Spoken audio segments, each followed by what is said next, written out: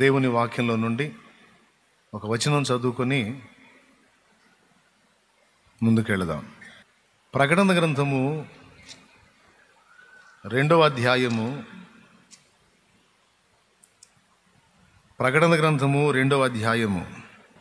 4వ వచనం నుంచి చదువుతున్నాను. నేనే చదువుతాను, చిత్తగించండి. ప్రకటన గ్రంథము 2వ అధ్యాయము 4వ వచనం నుంచి చదువుతాను, చూడండి.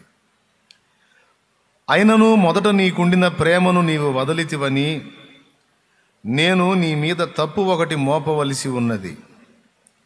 నీవు ఏ స్థితిలో నుండి పడితివో అది జ్ఞాపకము చేసుకొని మారు మనసు పొంది ఆ మొదటి క్రియలను చెయ్యుము. అట్లు చేసి నీవు మారు మనసు పొందితేనే సరి. లేని ఎడల నేను నీ యొద్దకు వచ్చి నీ దీపస్తంభమును దాని చోటు నుండి తీసివేతును.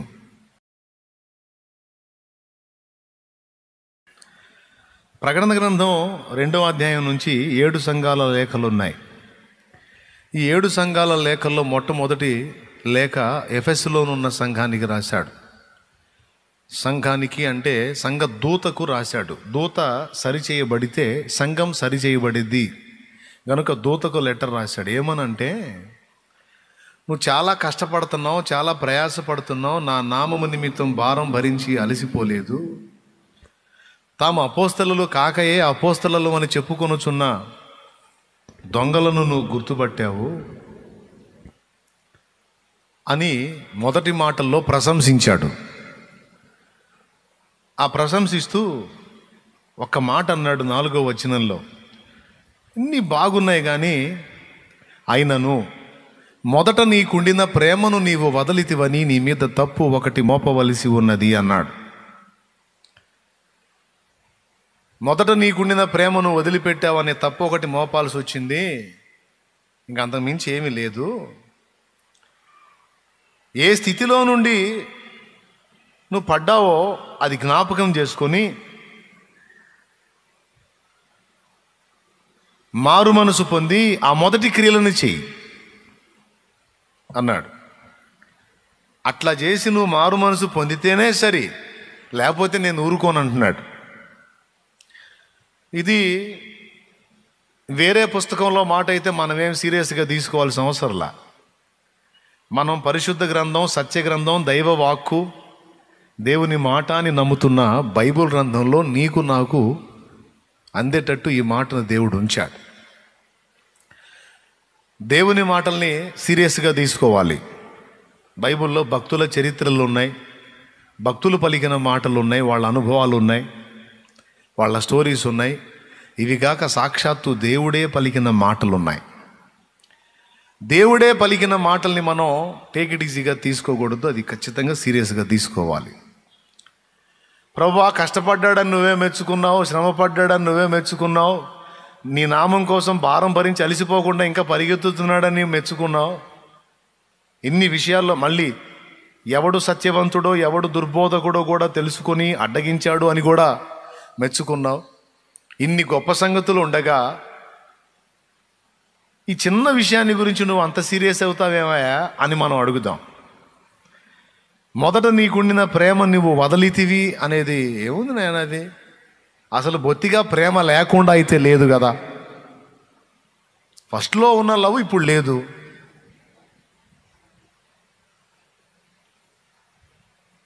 ఫస్ట్లో ఉండిన ప్రేమ ఇప్పుడు లేదు, కొంచెం తేడా వచ్చింది. మొత్తంగా అయితే అసలు ప్రేమ లేదని అయితే నువ్వు అనలేదు కదా. మొదట ఉండిన ప్రేమ ఇప్పుడు లేదన్నావు, అంతేగా. దాన్ని అంత సీరియస్గా ఎందుకు తీసుకుంటావు ప్రభా? వదిలేసేనాయనా. విశ్వాస యాత్రలో అలసటలు ఉంటాయి, తొట్టుపాట్లు ఉంటాయి. ఎప్పుడూ ఒకే విధంగా ప్రేమించాలంటే ఎట్ట ప్రేమిస్తారు? కొద్దిగా అట్టేట్లు అవుతుంటుంది తండ్రి, వదిలేసేయి అన్నామనుకో. సరేలే బాబు అనడు దేవుడు, సరేలే నాయన అనడు దేవుడు. అట్లా కాదు. నువ్వు కష్టాన్ని భరించావు, త్యాగం చేశావు, సహనం కలిగి నా నామ నిమిత్తం భారం భరించి అలిసిపోలే, ఇవన్నీ ఓకే. ఇవన్నీ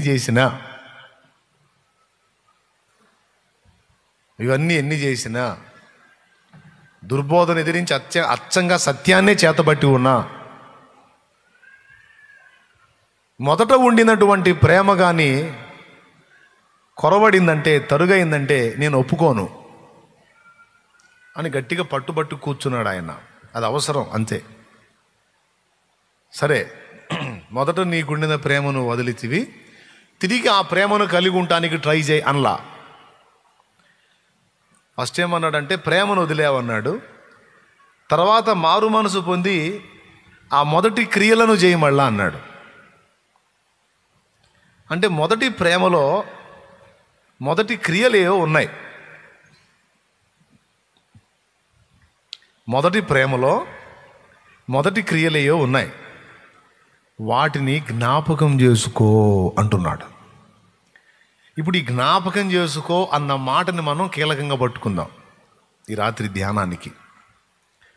ఏం జ్ఞాపకం చేసుకోమన్నాడు?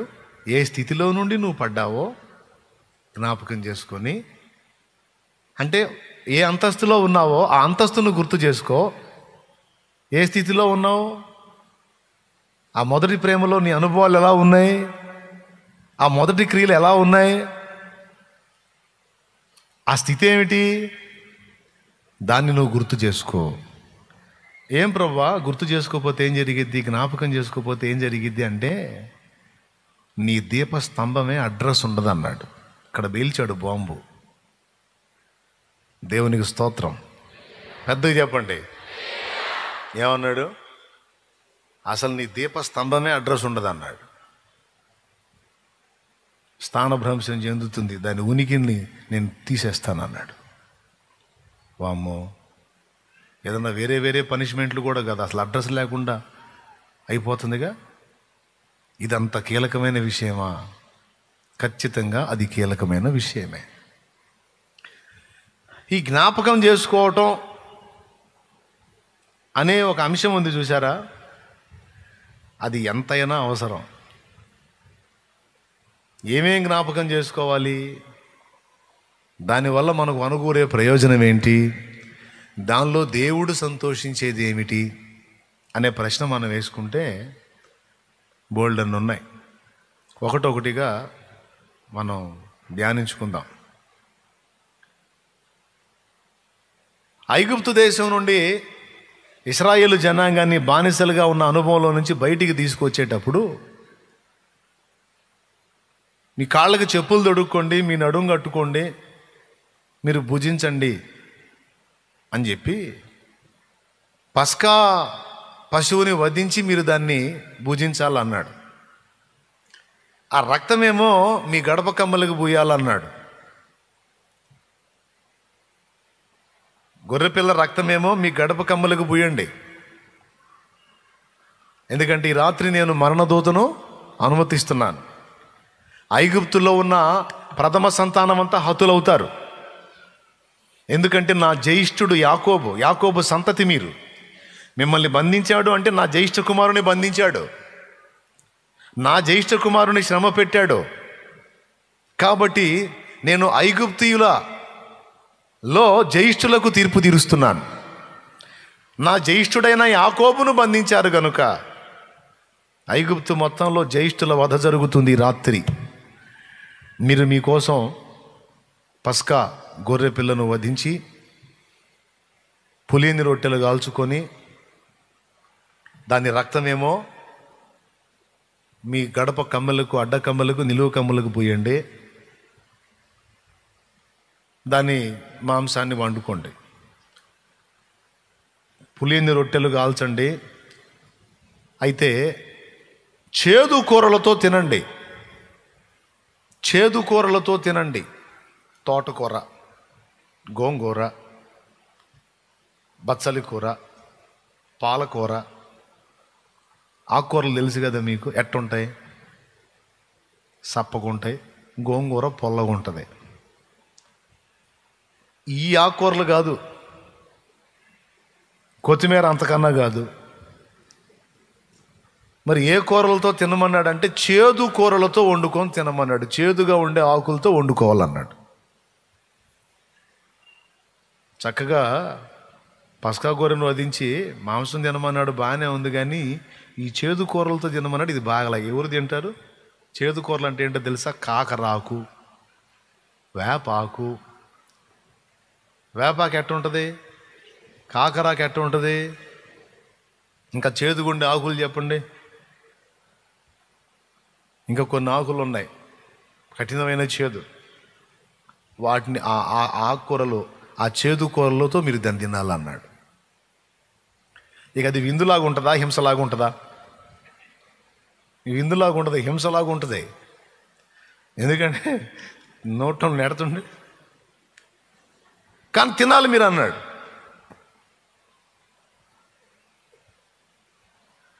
దేవుడు చెబితే చేయాలి అంతే. గొర్రెపిల్లను వధించారు, ఆ రక్తం గోళ్ళకు పూశారు, ఆ గోళ్ళ కంటే ఎదురు దర్వాజా కమ్మెలకు పూశారు, అడ్డ కమ్మలకి నిలువు కమ్మలకి పూశారు. దాన్ని వండుకొని తిన్నారు. దీన్ని ఏమన్నాడంటే, తరతరములకు ఇది నిత్యమైన కట్టడ. పస్కా గొర్రెను వధించటం, చేదు కూరలతో దాన్ని పూజించటం. ఎందుకు దేవా అని మీరు నన్ను అడిగితే సమాధానం చెప్తా.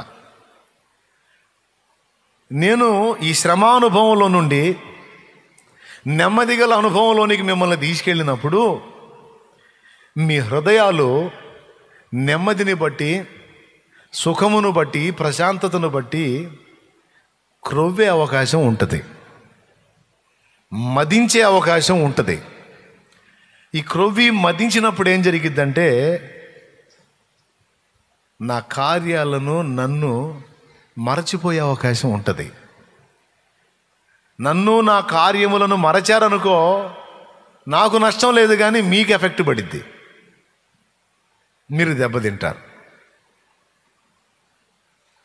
ఎందుకంటే భూలోకములోని సకల వంశములు మీ ద్వారా ఆశీర్వదించబడినట్లు లోకములో నుండి నేను మిమ్మల్ని ప్రత్యేకించుకొని ఏర్పరచుకున్నాను గనుక మీ ద్వారా భూలోకములోని సకల జాతి మనుషుల్ని నేను ఆశీర్వదించబోతున్నాను. నేను మిమ్మల్ని ఆశీర్వదించడం కాదు, మీలో నుండి రక్షకుడిని రప్పించి భూలోకములోని సకల వంశములను నేను ఆశీర్వదించబోతున్నాను. ఆనాడు వాళ్ళకిచ్చిన మాట అదైతే, ఈనాడు మనకిచ్చిన మాట ఏంటంటే, మీ ద్వారా లోకానికి రక్షకుణ్ణి ప్రచురపరచి, మీ ద్వారా అంటే మన ద్వారా రక్షకుడైన యేసును మన ద్వారా ప్రకటింపజేసి ప్రచురపరచి లోకమును ఆశీర్వదించాలనుకుంటున్నాడు దేవుడు. మనతో మాట్లాడుతున్న మాట అది రాత్రి. ఆనాడు ఐగుప్తులో నుంచి వాళ్ళను బయటికి తీసుకొని రావడానికి రక్తమును చూపించి బయటికి తెచ్చినట్టు, ఈరోజు యేసు రక్తము ద్వారా మిమ్మల్ని లోకమైన ఐగుప్తు నుంచి బయటికి తెచ్చుకున్నా. ఆనాడు ఆ ఇశ్రాయేలు జనాంగం నా స్వకీయ సాంపాద్యం, నా సొత్తైన ప్రజ. ఈరోజు మీరు కూడా నా రక్తము చేత విమోచింపబడ్డవారు, విలువ పెట్టి కొనబడిన వారు. మీరు మీ సొత్తు గారు, నా సొత్తు. నేను తెచ్చాను మిమ్మల్ని బయటికి, నేను మిమ్మల్ని ఏర్పరచుకున్నా. రాజులైన యాజక సమూహముగా నేను ఏర్పరచుకున్నా, కుమారులు కుమార్తెలుగా నేను ఏర్పరచుకున్నా, సొత్తైన ప్రజలుగా నేను ఏర్పరచుకున్నా, పరిశుద్ధ జనముగా నేను ఏర్పరచుకున్నా. లోకము మీరొక్కటి కాదు, లోకములో నుండి నేను నా కొరకు ప్రత్యేకించుకున్న జనాంగము మీరు అంటున్నాడు ఆయన. అలా ఏర్పరచుకున్న జనాంగంలో నేనున్నాను అన్నోళ్ళు చేతులు ఎత్తండి.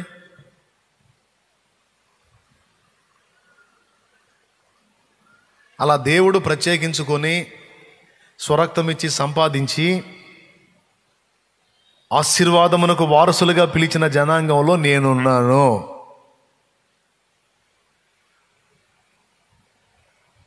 రైట్. బాప్తిస్మం పొందిన వాళ్ళందరూ ఉన్నారు అందులో. బాప్తిస్మం పొంది ప్రభువుని సేవిస్తున్న వారందరూ ఉన్నారు అందులో. ఇంకా మారు మనసు పొందినోళ్ళు, బాప్తిస్మం పొందినోళ్ళు లేరు ఆ లిస్టులో. ఒకవేళ ఈ కోటాలు అయిపోయేలోపు నువ్వు ఏదన్నా ఒక అడుగు వేస్తే అప్పుడు చూద్దాం. ప్రస్తుతానికి మారు మనసు పొంది ప్రభు రక్తమును ఆశ్రయించి రక్షణానుభవంలోనికి వచ్చిన వాళ్ళు ఈ పదానికి అర్హులు. ఇశ్రాయేలు యొక్క అనుభవాలని తప్పకుండా మనం మళ్ళా ధ్యానించాలి. ఎందుకంటే యుగాంతమందున్న మనకు బుద్ధి కలగటానికి వాళ్ళ జీవితాన్ని దృష్టాంతంగా పెట్టాడని కొరింథీయులకు రాసిన మొదటి పత్రిక 10వ అధ్యాయం 11వ వచనంలో ఉంది.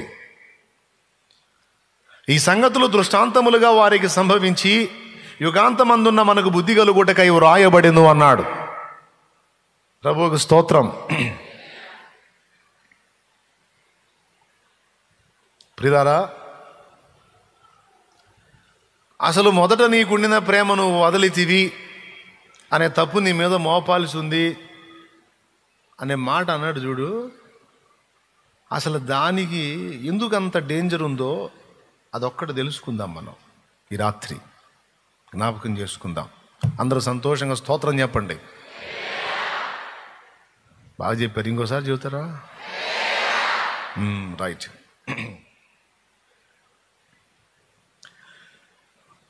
వాళ్ళకు జరిగినటువంటి సంభవాలను మనం ధ్యానించటం వల్ల అవన్నీ ఆత్మ సంబంధంగా ఈనాటి మన విశ్వాస యాత్రలో మనకు కూడా ఎదురవుతాయి. మనం జాగ్రత్త పడటానికి అవకాశం ఉంటుంది. అందుకే వాళ్ళ ప్రయాణాలన్నీ కూడా నూతన నిబంధనలో కూడా మళ్ళీ ఎత్తాడు దేవుడు. సరే, పాయింట్కి వద్దాం.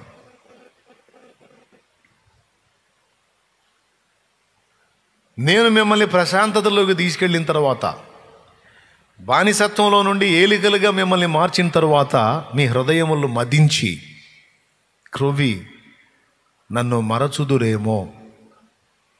కాబట్టి ఇది మీకు నిత్యమైన కట్టడ, ఏటా మీరు ఇది చేయాలన్నాడు.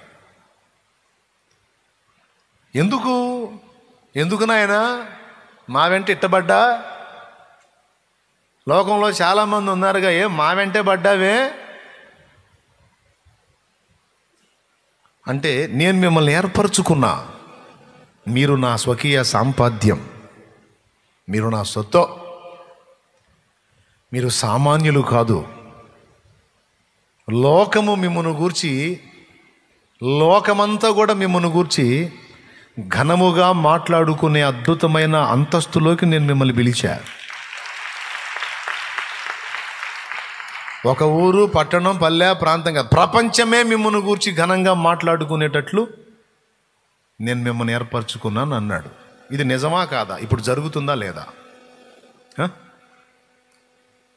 ప్రపంచ దేశాలలో, అన్ని దేశాలలో అగ్రరాజ్యమైన అమెరికాతో సహా ఇశ్రాయేలును గౌరవించాల్సిందే.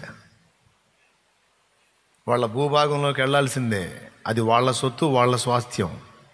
కానీ యేసు ప్రభుకు సంబంధించిన విషయాలు చాలా వరకు అక్కడ ఉన్నాయి. ఇశ్రాయేల్ అంటే అమెరికా కూడా గౌరవించాల్సిందే. తెలుసా మీకు? అగ్రరాజ్యం అది కూడా దాన్ని సన్మానించాల్సిందే. ప్రపంచంలో దాదాపు 60% మంది యేసు ప్రభువును గుర్తెరిగారు. వాళ్ళందరికీ బైబిల్లో కొత్త నిబంధన ఎంతో, పాత నిబంధన కూడా అంతే. సంఘము తన్ను తాను ఎంత గౌరవించుకుంటుందో, తన ప్రభువుని ఎంత గౌరవిస్తుందో, సంఘము కంటే ముందు ఏర్పరచబడ్డ ఇశ్రాయేలు జనాంగాన్ని సంఘం అంతే గౌరవిస్తుంది. పౌలు రోమాపత్రికలో చెప్తాడు, అడవి ఒలివ చెట్టు పైన నిన్ను తీసుకొచ్చి అంటుకట్టాడు, ఎక్కడో అడవిలో ఉన్నదాన్ని తెచ్చి అంటుకట్టినోడికి స్వాభావికమైన కొమ్మను తీసుకొచ్చి అంటుకట్టడం చేత కాదా? కాబట్టి వాళ్ళని ఎప్పుడూ తృణీకరించొద్దు, వాళ్ళ విలువే అన్నాడు. వాళ్ళని సన్మానించాల్సిందే, వాళ్ళని గౌరవించాల్సిందే అన్నాడు. ప్రభువుకు స్తోత్రం చెప్పండి. కాదు, అప్పుడప్పుడు మనం తేలిగ్గా మాట్లాడతాం, కానీ వాళ్ళ విలువే. యెరూషలేమా, నిన్ను ప్రేమించువారు వర్ధిల్లుదురు అన్నాడు వాగ్దానంలో. అంటే ఆ జనాంగానికి ఇచ్చిన విలువ ప్రపంచమే. అది కూడా ఈనాడా, ఏదో ఒక తరంలో ఇచ్చాడా గౌరవం? వేల సంవత్సరాలుగా ఆ జనాంగం ప్రత్యేకంగా గుర్తించబడుతుంది, గౌరవించబడుతుంది, సన్మానించబడుతుంది. అది దేవుడిచ్చేటువంటి ఆశీర్వాద పరిధి. వేల సంవత్సరాలు. ఓకేనా? ఆ జనాంగం ఎలాగో ఈరోజు సంఘము అలాగే. ఇంకా చెప్పాలంటే మనం ఇంకా ధన్యులం. మొదటి వారైన వారు కడపటి వారయ్యారు, కడపటి వారమైన మనము మొదటి వారమయ్యాం. రేపు యేసు ప్రభు రాకడలో కూడా ముందు మనం ఎత్తబడ్డ తర్వాతనే ఇశ్రాయేలు జనాంగం ఎత్తబడిద్ది. చిత్రం అదే.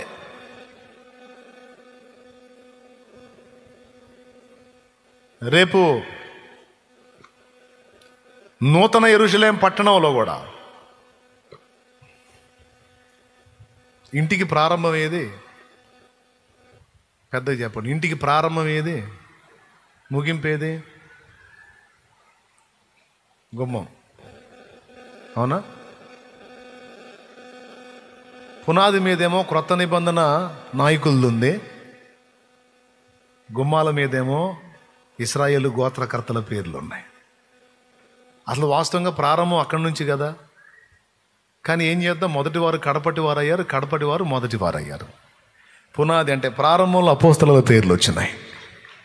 అంటే సంఘమే నంబర్ 1లోకి వెళ్ళింది, నంబర్ 2లోకి ఇశ్రాయేలు వెళ్ళింది. కాబట్టి దాని కదలికలు మన కదలికలకు లింక్ ఉంది. అందుకే దాన్ని ధ్యానించాలి. ఏమన్నాడు?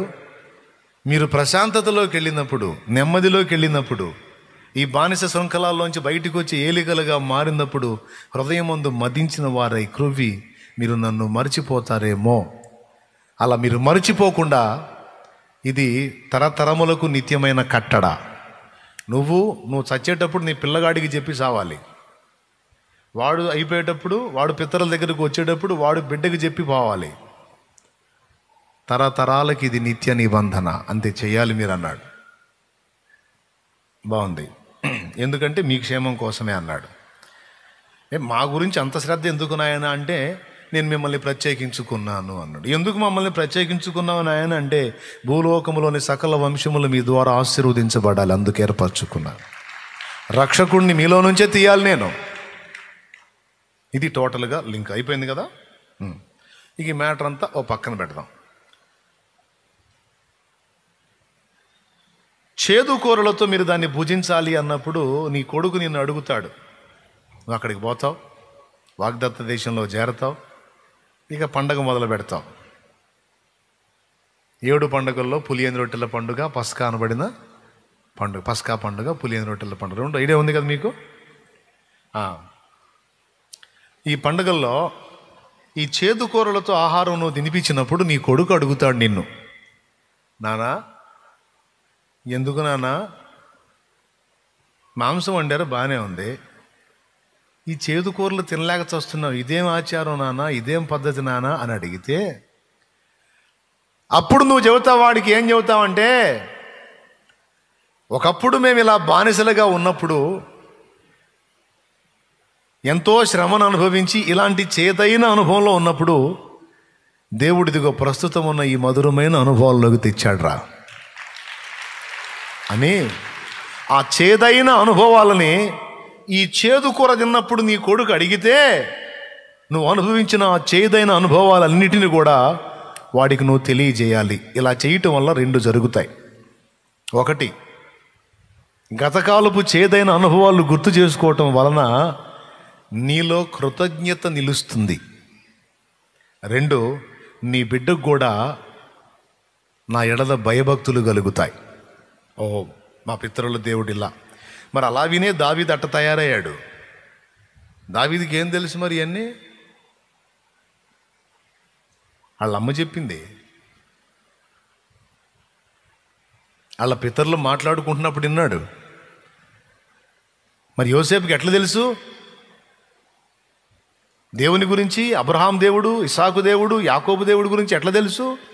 వాళ్ళ నాన్న యాకోబు చెప్పాడు, మన దేవుడు ఇలారా, మన దేవుడు ఆయనకి మనం సంతోషం కలిగించే విధంగా అన్ని విషయాల్లో జాగ్రత్తగా ఉంటే ఎన్ని ప్రతికూలతలు ఎదురైనా సరే ఆయన మనకు తోడై ఉండి మనల్ని ఆశీర్వదించి ఆయన మనల్ని ఆశీర్వాద కారణంగా ఉంచుతాడు. యోసేపు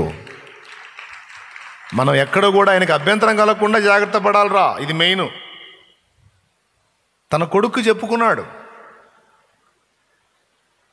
ముద్దుల కొడుకు, దగ్గరుండి వినే కొడుకు, అందుకే ధన్యుడై అందరినీ బతికిచ్చాడు. తర్వాత 12 ఒక్కడు విన్నాడు సరిగ్గా దేవుని మాటలు, ఆ ఒక్కడు నిలబడ్డాడు దేవుని కోసం.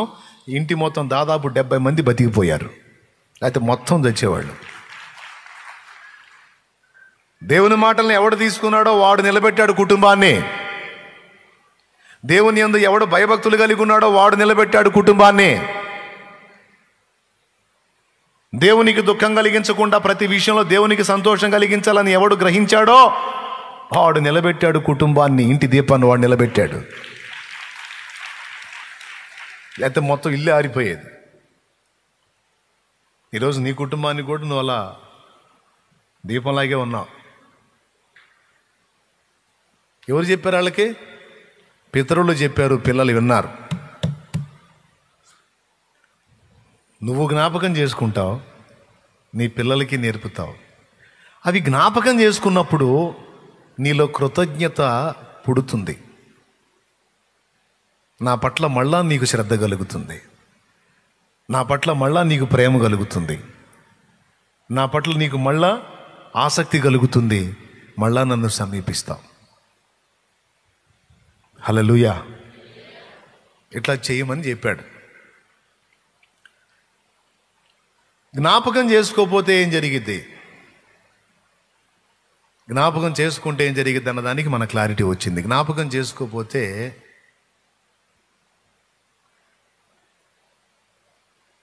కృతజ్ఞత పోతుంది. చివరికి వీళ్ళు దేవుని కొరకు నిలబడటం సంగతి అటుంచి వీళ్ళే దేవునికి తలనొప్పిగా తయారవుతారు. సింపుల్.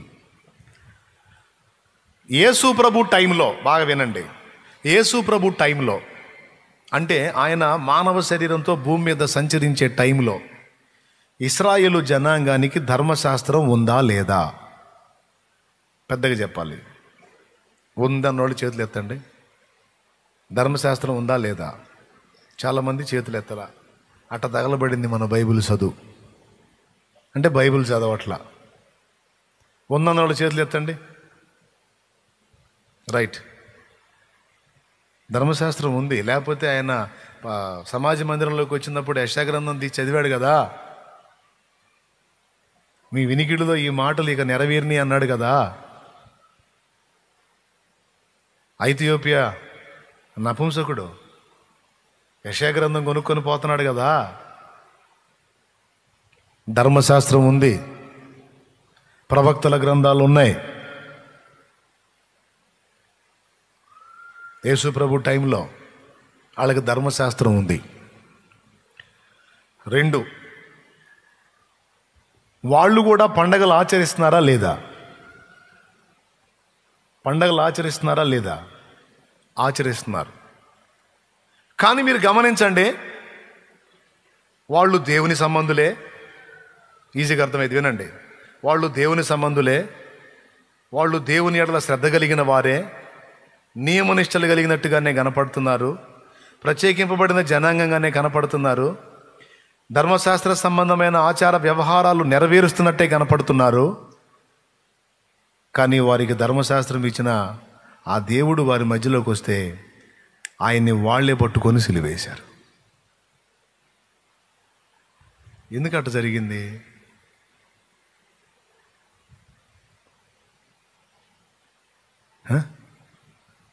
ఆత్మీయత చస్తే, వినండి, ఆత్మీయత చస్తే ఆచారం మాత్రమే మిగిలి ఉంటుంది.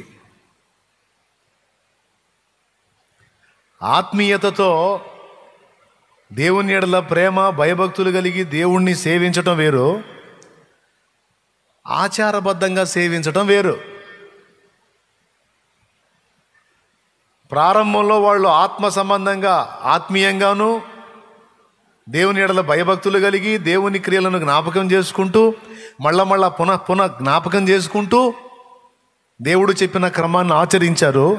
కొంత బాగానే నడిచింది. రాను ఆ అనుభవాలు, ఆ జ్ఞాపకాలు అన్నీ సమసిపోయి ఒట్టి ఆచారం మాత్రం మిగిలింది, ఆత్మీయత చచ్చింది. ఈ ఆత్మీయత చచ్చి ఆచారానికి పరిమితమైపోయిన వాళ్ళు యేసుకు సేవ చేయటం మానేసి యేసును చంపవెతికారు. ఇదే జరుగుతుంది ప్రియులారా. ఈనాడు దేవుని సేవలో కూడా, దేవుని వెంబడించే పిల్లల్లో కూడా ఇదే జరిగిద్ది. ఎప్పుడైతే మనలో ఆత్మీయత చచ్చి ఆచారం మిగిలిద్దో, మన వల్ల దేవునికి మహిమ, ఘనత, దేవునికి సంతోషం కలగటం మాట అటుంచి, మన వలననే దేవుని నామం దూషణ పాలయ్యి దేవుని పని చిన్నాభిన్నం అయిపోయే అవకాశం ఉంది. అందుకు అంత తీవ్రంగా గద్దించాడనమాట. అర్థమైందా? మొదట నీకుండిన ప్రేమను నీవు వదలితివి.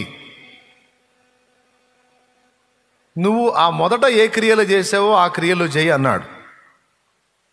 మొదటి క్రియల్లో ఏముంది? ప్రేమ ఉంది, దేవాసక్తి ఉంది, వినయం ఉంది, విధేయత ఉంది.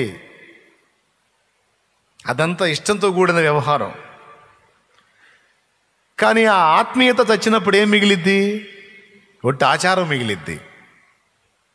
ఆ ఆచార సంబంధమైన ప్రార్థన, భక్తి, ఆరాధన అంతా నిస్తేజమైపోతుంది. అది ఇక దేవునికి రుచించదు. అలా ఆచారానికి మాత్రమే భక్తిపరుడుగా మారిపోయిన వాడు జరుగుతున్న దేవుని పనికి సహకారి కాకపోగా వాడే పెద్ద తలనొప్పిగా మారతాడు దేవుని పనికి. ఇది అర్థమైతే ఓ స్తోత్రం చెప్పండి. ఈ సంగతి సదరు భక్తునికి తెలియదు. అర్థమైందా? అందుకు హెచ్చరించాడన్నమాట. మొదటి క్రియ, మొదటి ప్రేమ రెండూ ముఖ్యమే. అవి రెండు నీలో స్థిరంగా ఉండాలంటే మొదటి అనుభవాలు ఎప్పటికీ నీ జ్ఞాపకంలో నుండి తొలగిపోకూడదు. అవి పోయినాయా, నీ జ్ఞాపకాల్లోంచి అవి పోయినాయా, అవుట్. నీలో ఆత్మీయత చావటం మొదలైద్ది, నీకు ఆచారమే మిగిలిద్ది. సింపుల్ అండి. మనం టోటల్గా మొత్తం సర్వభ్రష్టం అయ్యే పరిస్థితుల్లో ఒక వ్యక్తి మనకి పెద్ద మొత్తంలో ఆదుకున్నాడు. బాగా వినండి, పెద్ద మొత్తంలో ఆదుకున్నాడు. తర్వాత అతను దిగజారాడు, మనం లేచాం, మనం లైన్లోకి వచ్చాం.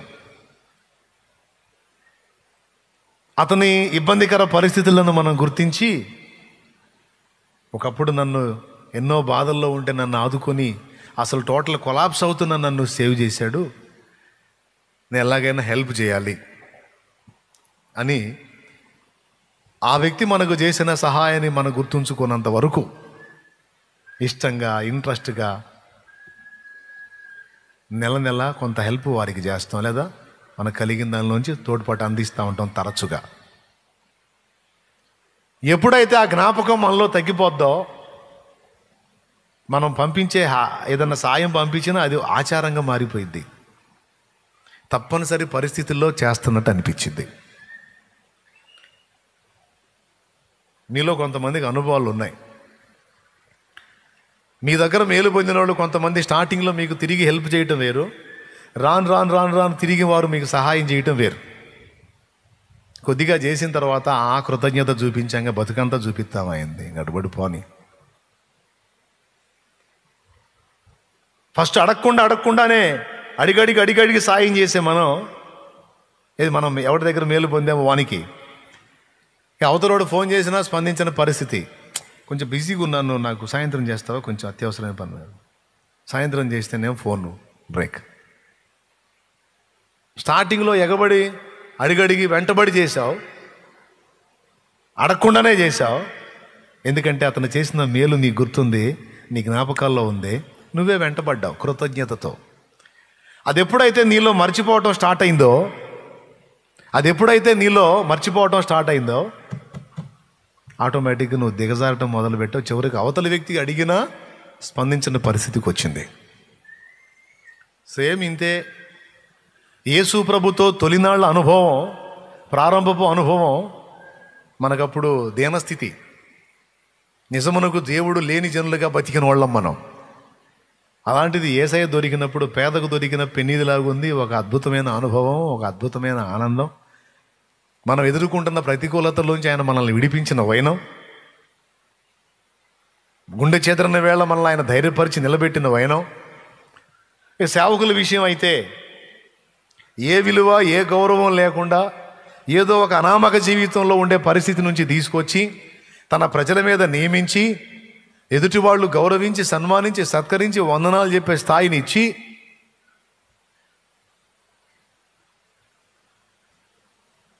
ఏ గౌరవం ఏ ఘనత లేదు, సొంత ఇంటి వాళ్లే హేళనగా మాట్లాడిన అనుభవాల్లోంచి దేవుడు తీసుకొచ్చి హెచ్చించి నిలబెట్టాడు.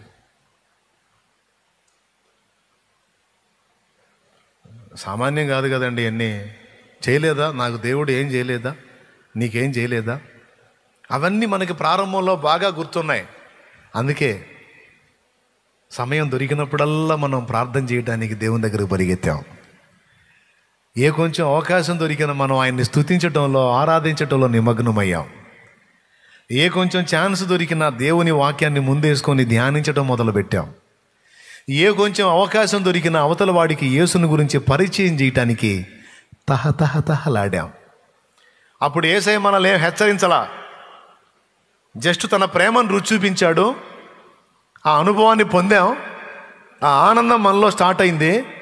ఇక ఆయన ఏం చెప్పకుండానే అన్నీ చేసేసాం ఎగబడి. అవునా కాదా? ఎంతమంది ఒప్పుకుంటారు? ఇంతకీ యేసయ్య ద్వారా మేలు పొందిన వాళ్ళు చేతులు ఎత్తండి. ప్రాణమిచ్చాడు, ప్రేమించాడు, రక్షించాడు, నాటు నుండి వెంటాడుతూనే ఉన్నాడు, ఎన్నో రీతులు ఆదుకుంటున్నాడు, అయ్యాని కన్నీరు గార్చిన అనేక ఘట్టాల్లో మనల్ని తప్పించి నడిపిస్తూ ఉన్నాడు. ఇవన్నీ ఒట్టి మాటలు కాదు. అసలు చేతికి రావు అనుకున్న నీ పరిస్థితులు చాలా వరకు నీ వశం అయిపోయాయి. దిద్దుకుంటూ వచ్చాడు నీ బ్రతుకుని, నీ కుటుంబాన్ని, సమస్తాన్ని. నీ కన్నీటి ప్రార్థనలకు జవాబులు ఇచ్చుకుంటూ వచ్చాడు.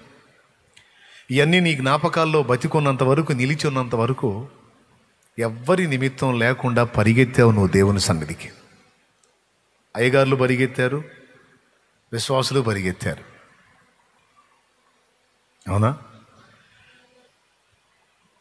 అదే వ్యక్తులు ఈరోజు ఆ అనుభవాలు చేదైపోయాయి.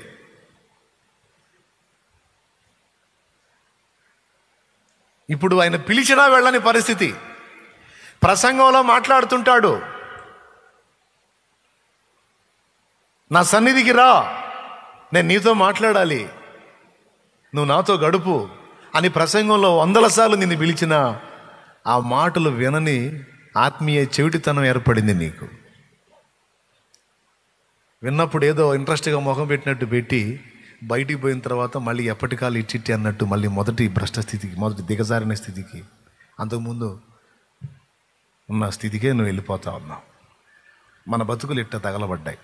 మనయే కాదు, క్రైస్తవ సంఘంలో చాలామంది జీవితాలు ఇంతే ఉన్నాయి.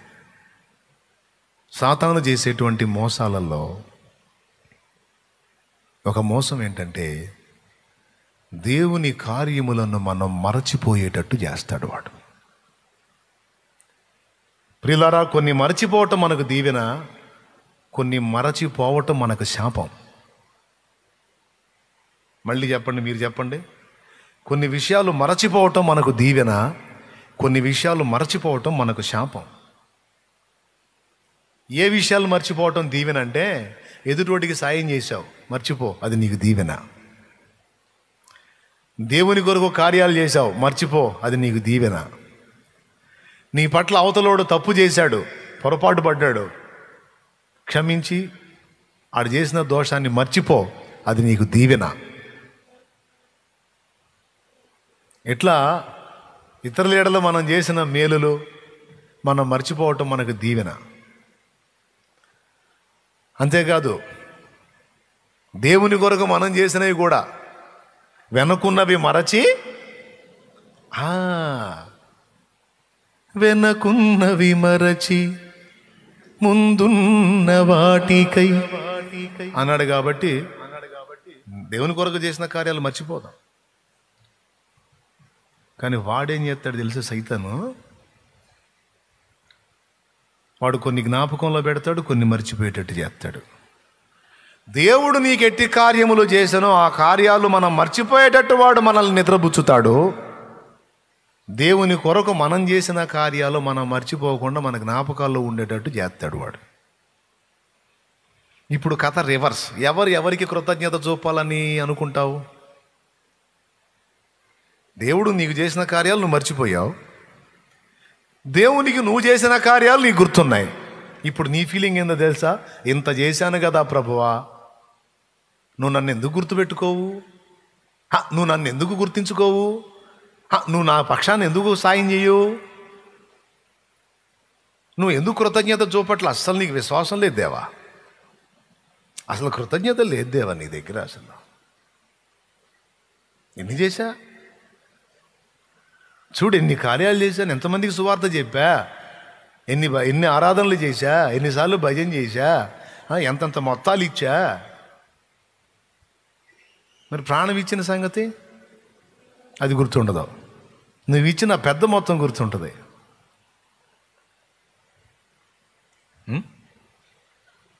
వాడు చేసే మోసం ఇది, శత్రువు చేసే మోసం.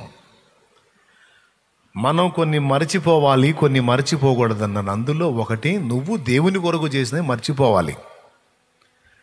ఎప్పటికప్పుడు మర్చిపోతేనే ధన్యుడివి. గుర్తుపెట్టుకున్నావు అంటే రెండు జరుగుతాయి. నువ్వు చేసినవి గుర్తుపెట్టుకున్నావు అంటే దేవుని కొరకు రెండు జరుగుతాయి. ఇక ముందుకు వెళ్ళలేవు.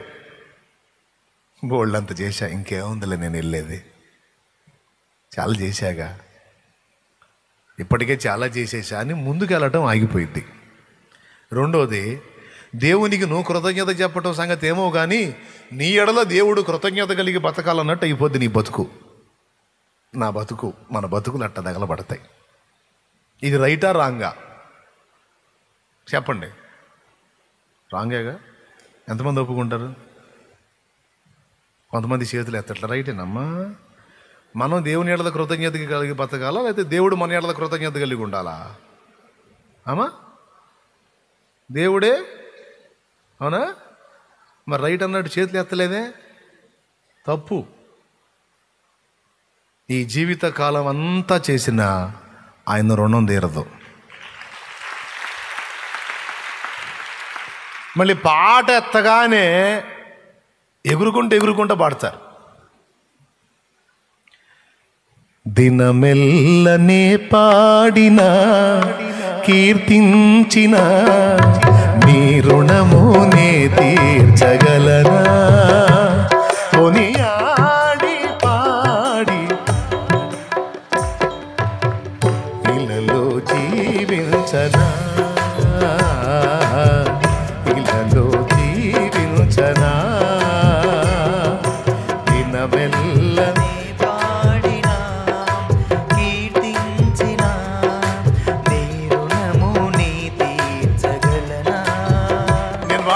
మిమ్మల్ని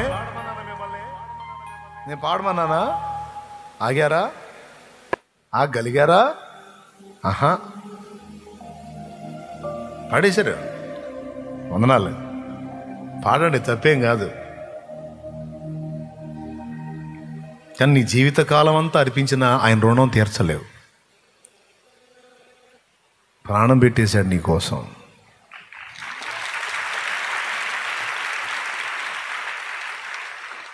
అంతేకాదు, ప్రాణంలాగా నిన్ను ప్రేమించి ఎత్తుకొని హత్తుకొని అతి గతి లేని జీవితాన్ని ఈరోజు అందల మీద కూర్చోబెట్టాడు ఆయన. దైవజనాంగానికి బాగా వర్తిస్తుంది ఇది, తర్వాత విశ్వాసగణానికి కూడా. ఏమండి, కొన్ని మర్చిపోవాలండి, మనం కొన్ని గుర్తుపెట్టుకోవాలి. ఇందాక చెప్పా, మర్చిపోవాల్సినవి ఏంటియో గుర్తుపెట్టుకోవాలి. ఎడల చేసిన కార్యాలని. దీని విషయంలో ఎవడు సీరియస్గా ఉంటాడో, ఏ సహోదరుడు ఏ సహోదరి ఈ విషయాల్లో సీరియస్గా ఉంటారో వాళ్ళు ధన్యులు. వాళ్ళ ప్రేమలో మార్పు రాదు. వాళ్ళు ఎప్పటికీ ఆచార భక్తులుగా ఉండరు, వారు ఎల్లప్పుడూ ఆత్మీయులుగానే ఉంటారు. ఇక్కడ ఎవరైనా బ్యాలెన్స్ మిస్ అయ్యారంటే వాళ్ళ ఆత్మీయత చచ్చి ఆచారపరులుగా మారిపోతారు. ఈ ఆత్మీయత తెచ్చి ఆచారాలతో మిగిలిపోయిన వాళ్ళు దేవుని పనికి సహకారులు కాకపోగా జరుగుతున్న దేవుని పనికి వారే కంటకులుగా తయారై నష్టాన్ని కలిగిస్తారు. శాస్త్రులు పరిసయ్యులు ఎంత గొప్పోళ్ళు, మొత్తం తిడతానే ఉన్నాడు వాళ్ళని. శాస్త్రులు అంటే ధర్మశాస్త్రాన్ని ఎత్తి రాసేవాళ్ళు. అప్పట్లో ప్రింటింగ్ మిషన్లు లేవుగా, స్తోత్రం, అచ్చు యంత్రాలు లేవు, చూచి వ్రాత. ఒక గ్రంథాన్ని చూసి దాన్ని ఎత్తి మళ్ళీ ఇంకొక గ్రంథం రాసేవాళ్ళు. అలా రాసేవాళ్ళని శాస్త్రులు అంటారు. ఇశ్రాయేలు జనాంగంలోనే మతనిష్ట కలిగినటువంటి వ్యక్తుల్ని పరిసయ్యులు అంటారు. ఒక రకంగా చెప్పాలంటే యూదులందరిలోకి టాప్ 1లో పరిసయ్యులు శాస్త్రులు వస్తారు. అట్లాంటి వాళ్ళను పట్టుకొని ఉతికారేసాడండి. అసలు ఎంత గొప్పవాళ్ళు, వరి వాళ్ళను పట్టుకొని మీరు సున్నం కొట్టిన సమాధులు అంటాడు. మీరు సున్నం కొట్టిన సమాధులు అంటాడు.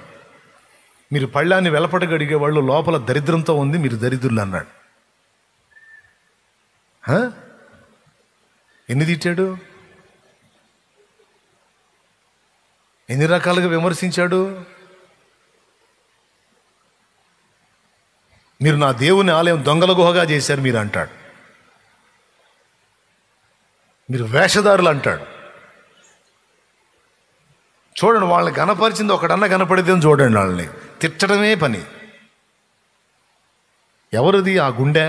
వాళ్ళని అంతగా వ్యతిరేకించిన గుండె ఎవరిది? దేవుని గుండె. అది సాక్షాత్తు దేవుని గుండె, యేసు గుండె. యేసు గుండె ఎవరిని అవాయిడ్ చేసింది? ఎవరిని గద్దించింది? ఎవరిని ఎదిరించింది? ధర్మశాస్త్రములో నిష్ణాతులైనటువంటి కోవిదులను, మతనిష్ట కలిగిన ఆచార సంబంధమైన నిష్ఠ కలిగినటువంటి పరిసయ్యులను. ఎందుకంత? ఎందుకంటే వట్టి ఆచార సంబంధులుగా మిగిలిపోయారు. ఆత్మీయత అడుగంట చచ్చింది వాళ్ళలో. అందుకే వాళ్ళ కళ్ళ ముందు ఉన్నటువంటి రక్షకుడిని వాళ్ళు గుర్తించలేకపోయారు. వాళ్ళ కళ్ళ ముందు తిరుగుతున్నటువంటి దేవుణ్ణి వారు గ్రహించలేకపోయారు. పైగా వానిని సిలువ వేయండి అన్నారు, వాణ్ణి చంపండి, వాణ్ణి సిలువ వేయండి అన్నారు. ఈరోజు మనం ఆత్మీయత చచ్చిన స్థితిలోకి వెళ్ళిపోతే మరొక్కసారి మనం అదే పని చేస్తున్నట్టు అర్థం, గుర్తుపెట్టుకోండి. వాళ్ళేమో వానిని సిలువ వేయండి అని రోమా నాయకుడిని అడిగారు. ఇప్పుడైతే మనమే పట్టుకొని సిలువ వేసే పరిస్థితి ఉంటుంది. ఇది చాలా సీరియస్ మ్యాటర్. అందుకన్నాడు, మొదట నీకుండిన ప్రేమను నువ్వు వదలితివని తప్పు నీ మీద మోపాల్సి వచ్చింది. స్తోత్రం. వాళ్ళలో ఏం లాస్ అయిందండి ఈ ఆచార భక్తుల్లో? గుర్తించారా మీరు? ఆచార భక్తులు ఏం లాస్ అయిందో తెలుసా? చెప్తా. ఊచ చేయగలవాడిని ప్రభు స్వస్థపరిస్తే, అరే రే రే ఊచ చేయగలడు బాగుపడ్డాడు కదా అని ప్రేమించి సంతోషించలా. చేయుటకు 6 దినములు ఉండగా విశ్రాంతి దినమున నీవెందుకు స్వస్థపరిచితివి అని ఆయన మీద దుమ్మెత్తారు. 38 సంవత్సరాలు పాపం జబ్బుతో పడుండి కదలలేక మెదలలేక పాపం అన్నీ అక్కడే ఉక్కిష్టమంతా అనుభవించాడు వాడు. ఎంత కఠినాత్ముడికైనా వాడిని చూస్తే జాలి కలిగిద్ది. రే ఈ 38 సంవత్సరాలు నేను పిల్లవాడిగా ఉన్నప్పటి నుంచి చూస్తున్నా, ఇతను ఇక్కడే ఉన్నాడు. ఇప్పుడు పెద్దోడయ్యా, నా తల కూడా సగం నెరసింది, వీడు ఏడనే ఉన్నాడు. అయ్యయ్యో పాపం అన్నీ ఇక్కడే, 1 అక్కడే, 2 అక్కడే, వాడి తిండి అక్కడే, వాడి దారుణం కదండి. తినేది అక్కడే, 1 రోజులు అక్కడే. మరి లేకపోతే ఎక్కడ ఏమైనా ఉందా? ఇంకో చోటకి పోయి వస్తున్నాడని పోయి వచ్చే ఛాన్స్ ఉంటే అదేదో ఆ కోనేట్లోనే దూకుతుండే. ఎంత దుర్భర జీవితం! 38 సంవత్సరాలు ఆ దుర్భర జీవితం జీవిస్తుండే ఒక్క మాటతో వాడిని స్వస్థపరిస్తే, ప్రేమ గల వాళ్ళైతే వాడిని హత్తుకోవాలా, ఆలింగనం చేసుకోవాలా, ఈ కార్యం జరిగించిన ప్రభుని ఆకాశానికి ఎత్తాలా. కానీ ఏముంది తెలుసా, ఆయనను హింసించిరి అని ఉంది. కావాలంటే చూడండి, యోహాను సువార్త 5లో చూడండి, 5వ అధ్యాయం 16వ వచనం. 16వ వాక్యమా? 16వ వాక్యం వచనం.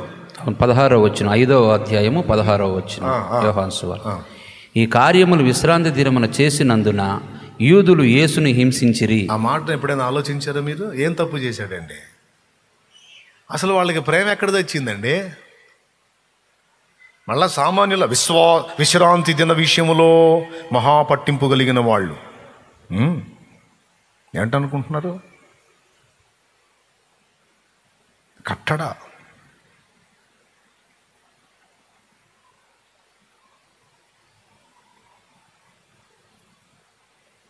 కట్టడ.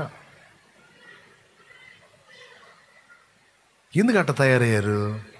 38 సంవత్సరాలు వాడు ఉక్కిష్టమంతా ఆడ అనుభవించినవాడు బాగుపడ్డాడంటే సాటి మనిషి మీద ప్రేమ ఉంటే సంతోషిస్తారు కదా. మనుషులేనా? సరే వదిలేండి. పాపం పుట్టింది మొదలుకొని గుడ్డివాడు మనుషుడు, కళ్ళు లేవు, మరీ దుర్భరం. ఆ కళ్ళు లేని వాళ్ళది ఇంకా దారుణం. కంచంలో ఏం పడిందో తెలియదు పాపం వాళ్ళకి. ఎప్పుడన్నా చూడు చీకటే వాళ్ళకి. కాళ్ళ ముందు ఏముందో తెలియదు, ఏది వాళ్ళ మీదకి రాబోతుందో తెలియదు. కనీసం కోపం వచ్చి ఒక దెబ్బ కొడితే నువ్వు చెయ్యెత్తి కొడుతున్నావన్న సంగతి కూడా తెలియదు పాపం. మామూలుగా అమాయకంగా ఉంటారు. చెళ్ళు మని కొట్టినప్పుడు ఎంత కలత చెందుతారండి. ఒక వ్యక్తి కోపంగా మన మీద దెబ్బ కొట్టడానికి వస్తున్నప్పుడు, మనకు అర్థమైనప్పుడు ముందే సిద్ధపడుతుంది మన బాడీ ఆ దెబ్బను తట్టుకోవడానికి. ఒకవేళ మనం ఆలోచనే లేకుండా పరధ్యానంగా ఉన్నప్పుడు వచ్చి చెళ్ళు మనకి కొట్టారనుకో, ఎంత కలత చెందుతాం. ఎటు పక్క నుంచి పశువు వచ్చి కొట్టిద్దో తెలియదు, కాళ్ళ కింద పాము వెళ్తుందో తేలి వెళ్తుందో తెలియదు, కంచంలో పురుగులు ఉన్నాయో దోమలు ఉన్నాయో చీమలు ఉన్నాయో తెలియదు పాపం. నువ్వు వేస్తే అమాయకంగా కలుపుకొని తింటావు. మనం తినగలమా?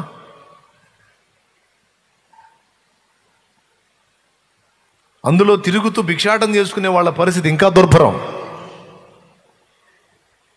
మనుషులు తగులుతారు, పశువులు తగులుతాయి, రోడ్డు కరెక్ట్గా ఉండదు, ఏది గుంటో తెలియదు, ఏది మెట్టో తెలియదు. తడవలు ఆడుకుంటూ వెళ్తాడు, పడతారు పాపం. ఎన్నోసార్లు మోకాళ్ళు కొట్టకపోయి, ఎదురు ఆ కాళ్ళు కొట్టకపోయి, మోచేతులు కొట్టకపోయి, నోరు పగిలి ముక్కు పగిలి రక్తాలు గారే బతుకులు. అలాంటి స్థితిలో అదే బతుకుతూ కాళ్ళు చేతులు అన్నీ బాగుండి ఒక కళ్ళు లేని కారణం చేత యవనస్తుడయి ఉండి ఏ పనైనా చేయగలిగే శక్తి ఉండి కూడా ఒకడి మీద ఆధారపడి అడుక్కుని తిని బతుకుతున్నాడే. అలాంటి వాడు బాగుపడి 2 కళ్ళు స్వస్థత పొంది లోకాన్ని చూసి తన పని తాను చేసుకునే స్థితికి వస్తే మనిషి పుట్టక పుట్టినోడికి ఎవరికైనా సంతోషం కలిగిద్ది, సాటి మనిషి పట్ల ఉన్న ప్రేమను బట్టి. కానీ ధర్మశాస్త్రం ముందు నిష్ఠా గరిష్టత కలిగి అన్ని ఆచారాల విషయంలో బహుగా పట్టింపు కలిగినటువంటి వీళ్ళకు మాత్రం వాడి మీద ప్రేమ లేదు. చెప్పండి, వీళ్ళు ఆచారాలు ఫాలో అవుతున్నారా లేదా? మీకు దండం పెడతాను, కాస్త మూలగండే ఉపవాసం ఉన్నారులే కానీ నాకు అర్థమైందిలే కానీ మరీ ఇంత దారుణమా? నేను కూడా ఉన్నానండి, కాస్త కోస్త ఉపవాసం ఉన్నానండి. అసలు నేను ఇంతసేపు గంటగా మాట్లాడదంటే మీరు అలా అని కూడా అంటలేదు.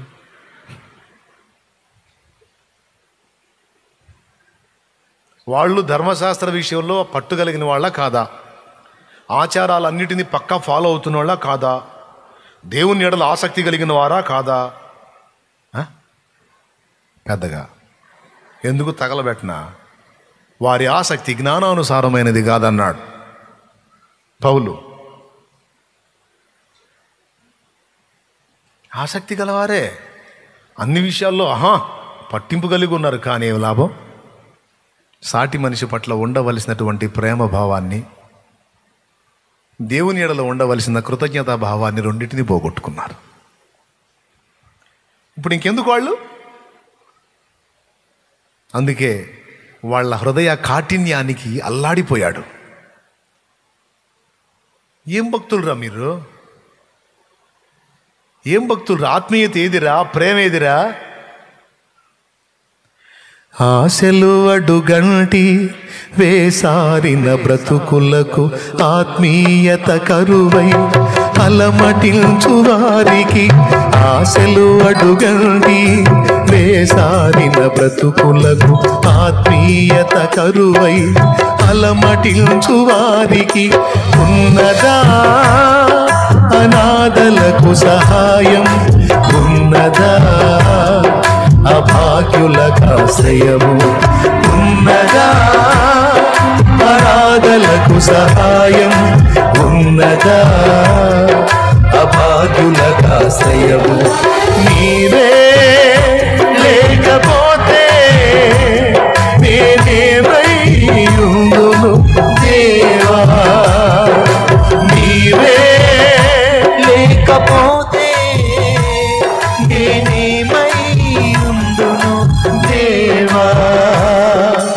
ఉన్నావు నాకై ఇమ్మానుయేలుగా, ఉన్నావు తోడై యెహోవా షమ్మాగా, ఉన్నావు నాకై ఇమ్మానుయేలుగా, ఉన్నావు తోడై యెహోవా షమ్మాగా.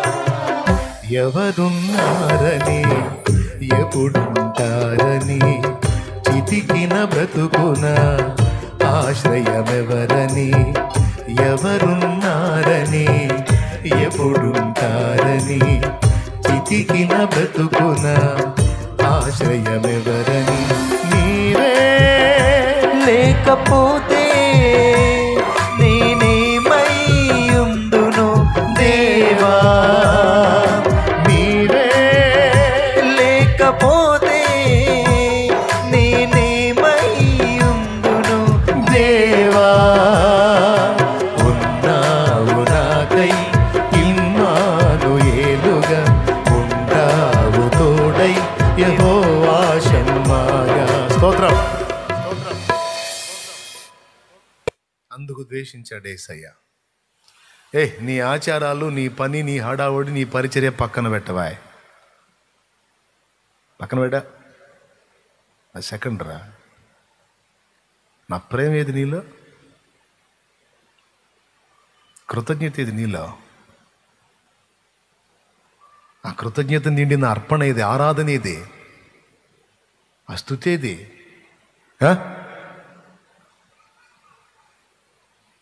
అన్నీ చేస్తున్నావు ఆచారంగా. నాకొద్దు. పాపం బాగానే కష్టపడుతున్నావు బిడ్డవి, పాపం బాగానే తిప్పలు పడుతున్నావు, నాకొద్దు. అదంతా సెకండ్, కష్టపడు, చూద్దాం తర్వాత. అది మొదట నీకుండిన ప్రేమ, ఆ ప్రేమతో నిండిన క్రియలు నాకు కావాలి. ఇప్పుడు శాస్త్రులు పరిచయాలను పోలిస్తే మీకు అర్థమైంది. ఇలా ఆచార సంబంధంగా మారిపోయినటువంటి క్రైస్తవులు అన్యజనులు రక్షణలోకి రాకుండా వీళ్ళే తలనొప్పిగా తయారయ్యారు. అది మీరైనా నేనైనా మరి ఎవడైనా. ఆత్మీయత చచ్చి జస్ట్ ఆచారానికే పరిమితమైన వ్యక్తులే దేవుని పనికి పెద్ద తలపోటుగా తయారయ్యారు అనే మాట ఒప్పుకొని తీరాల్సిన విషయం. కొన్ని ప్రాంతాల్లో నేను స్పష్టంగా తెలుసుకున్నాను. కొంతమంది సేవకులు సేవ చేస్తున్నారు.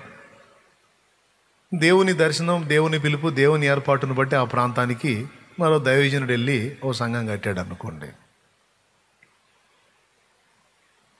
వీళ్ళ సంఘాల్లో చెబుతారు, ఫలానోడు వచ్చాడు సంఘం కూటం పెట్టి ఇక్కడ ఓపెనింగ్ పెట్టాడు, మీరు వెళ్ళటానికి వెళ్ళలేదు. ఎందుకంటే మన పెద్దయ్య గారి పర్మిషన్ తీసుకోవాలా.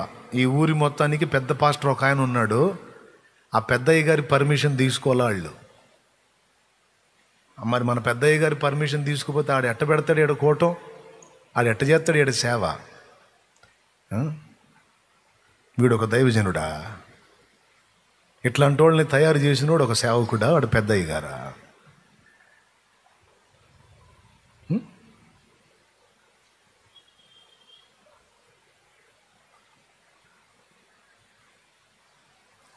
దేవునికి డబ్బుకి లింకు పెట్టి దానికి పెద్దపీట వేసి, ఏమండి, విశ్వాసులకు దేవుడు అంటే ఒక రకమైన విరక్తి పుట్టేటట్టు చేసేవాళ్ళు. ఎట్లా దైవజనుడు? నువ్వు చేసే సేవ చేస్తున్నావా, చేయని ఇంకొకటి వచ్చి చేశాడు, నీకు వచ్చిన బాధ ఏంది? నువ్వు 4 ఆత్మలు రక్షించావు, ఇంకొకటి వచ్చి 4 ఆత్మలు రక్షిస్తాడు, నీకు వచ్చిన ప్రాబ్లం ఏంది? ఏమన్నా ఊరినేమన్నా కొన్నావేంది? కాంట్రాక్టర్కి పాట ఏమన్నా పాడుకున్నాయింది? మున్సిపాలిటీ పాట పాడినట్టు తగలబడి చెయ్యి, నువ్వు చెయ్యి. మరి నువ్వు జాయిదీ చచ్చింది ఏంది అక్కడ? చేయవా? నువ్వు నిలబెట్టింది ఏంది? నువ్వు మయంపరచు. ఇంకొక సేవకుడిని దేవుడు తెచ్చి పెట్టుకుంటే, దేవుడు ఏర్పరచుకొని, దేవుడు నిలబెట్టుకొని, దేవుడు తీసుకొచ్చి పెడితే, వీళ్ళందరూ కలిసి ఎవరి పనిని ఆటంకపరుస్తున్నారు? ఎవరి ఏర్పాటును తృణీకరిస్తున్నారు?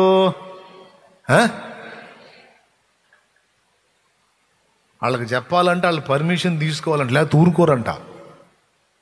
పొరపాటును కూడా ఊరుకోరంట.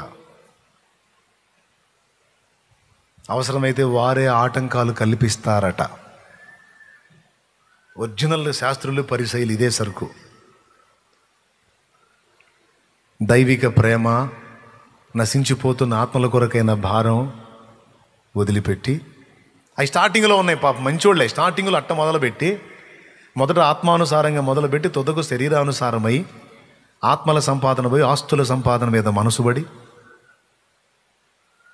దైవిక ప్రేమ చచ్చి ఆ స్థానంలో ఈర్ష్య, ద్వేషం, మత్సరాలు నిండిపోయి అభినవ సౌళ్ళులాగా తయారయ్యారు కొంతమంది.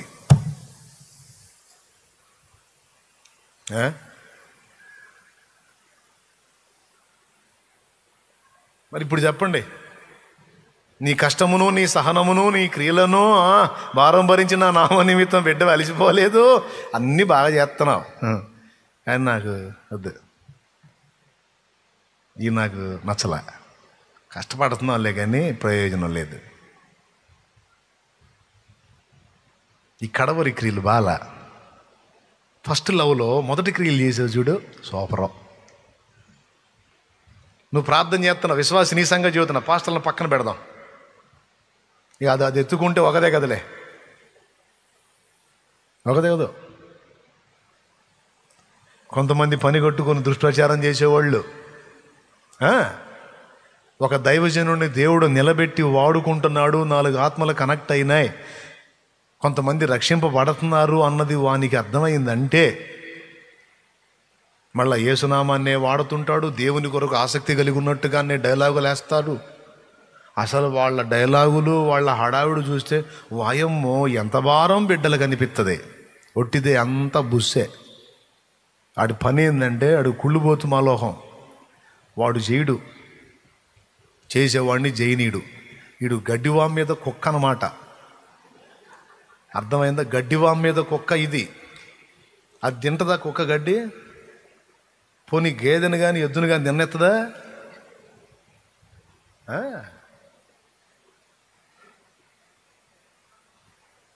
ఉన్న సంగతి ఓపెన్గా చూస్తున్నాను, నేనేం దాచిపెట్టట్లా. ఇట్లాంటి కొన్ని సరుకులు బయలుదేరినాయి. ఇక ఏమి లేదు, ఇక ఈడు మొత్తం కలిపి ఒక 30-40 మందిని గట్టిన చరిత్ర ఈడికి ఉండదు. ఈడు ఎన్నిసార్లు వీడియోలు పెట్టినాడు, కళ్ళ ముందు కనీసం పట్టుకొని ఒక 200 మంది కూర్చొని కనపడరు. ఈడ 20-30 మందిని వాళ్ళ కుటుంబాన్ని, ఆ ఇంటి పక్కన వాళ్ళని కొంతమంది కూర్చోబెట్టుకొని సార్వత్రిక సంఘంలో ఉన్న సేవకులు మొత్తాన్ని ఉద్ధరించడానికి మాట్లాడుతుంటాడు వీడు. ఫలానా పాస్టర్ రైట్ కాదు, ఫలానా పాస్టర్ తప్పు, ఫలానా పాస్టర్ అట్ట, ఫలానా పాస్టర్ ఎట్ట, ఓరిడు భారం. అర్థమైందా? ఇదే అది మాట్లాడటం, అది అప్లోడ్ చేసుకోవటం. చూస్తారుగా అమాయకులు కొంతమంది, ఆఫ్ మైండ్ వాళ్ళు. ఈ విశ్వాసుల్లో కూడా కొంతమంది ఆ టైప్ వాళ్ళు ఉన్నారు. విశ్వాసుల్లో కొంతమంది దేవుని సంబంధమైన, ఆత్మ సంబంధమైన విషయాలు వెతకరు. ఎవడు ఏ పాస్టర్ని తిట్టాడు, ఏ పాస్టర్ ఎవడి మీద తిట్టాడు, ఎవడు కొట్టుకుంటున్నారు, ఎవడు తిట్టుకుంటున్నారు. అదే ఒక వీడియో వచ్చింది, చూసావా? నీకు పంపిస్తాను, నాకు ఇప్పుడే పంపిస్తాను. నాకు నేను ఫస్ట్ పట్టాను, నువ్వు కూడా పడుదుగా, నువ్వు కూడా పడుదుగా నాకు. చూడు, ఇప్పుడే చూడు. విశ్వాసులు ఎట్లా తయారయ్యారు? చక్కని వర్తమానం పెడితే దాన్ని షేర్ చేయట్లే. ఎవడన్నా ఏ కుక్కన్నా, ఏ గడ్డివా మీద కుక్కన్నా, ఏ దైవజనుడి మీద వాగితే షేర్ల మీద షేర్లు, షేర్ల మీద షేర్లు, షేర్ల మీద షేర్లు. అచ్చంగా అదొక దైవ కార్యంలాగా, శుభకార్యంలాగా, అది ఒక గురుతర బాధ్యతలాగా.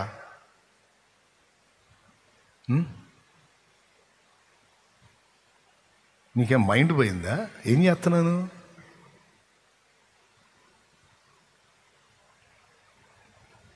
నువ్వు సత్యం చెప్పాలంటే నీ సంఘాన్ని కూర్చోబెట్టి చెప్పవాయా? నువ్వు పని చేసి చూపించవాయా? నీ ఫలం ఏందో చూపించవాయా?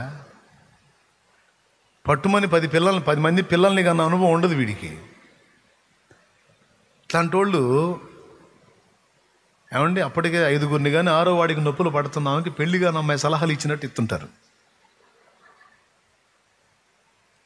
అప్పటికి 5గురిని కానీ 6వ వాడికి నొప్పులు పడుతుంది. ఈ మనిషికి పెళ్లిగా నమ్మాయి బార్లీ నీళ్ళు తాగు, వేడి చేయదు. అర్థమైందా?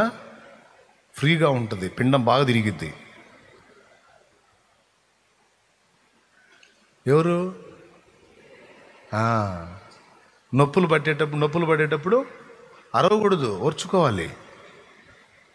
అట్లా ఉండొచ్చు. అసలు అట్లా కేకలేయొచ్చా? వీధి కనపడతానే.